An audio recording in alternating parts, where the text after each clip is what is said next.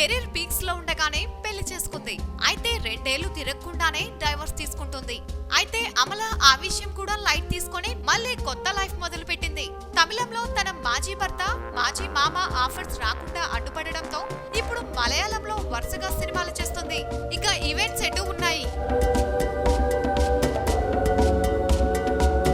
ఇంకా అవే కాకుండా ఫోటోషూట్స్ లో కూడా హాట్నెస్ గుప్పించి వరుస ఆఫర్స్ పట్టేస్తుంది.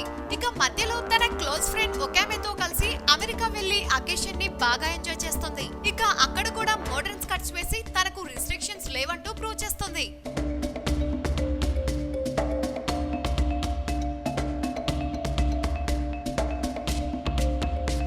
ఈ ఫోటోలు చూసి అమ్మడి మెసేజ్ అర్థం చేసుకున్న మరికొంతమంది ఆఫర్స్ ఇవ్వడానికి రెడీ అయిపోతున్నారట. మొత్తానికి మొదట సైలెంట్ గా ఉన్న అమలాపాల్ ఇప్పుడు ఫామ్ లోకి వచ్చేయడంతో హ్యాపీగా ఫీల్ అవుతున్నారు ఫ్రెండ్స్ అండ్ ఫ్యాన్స్.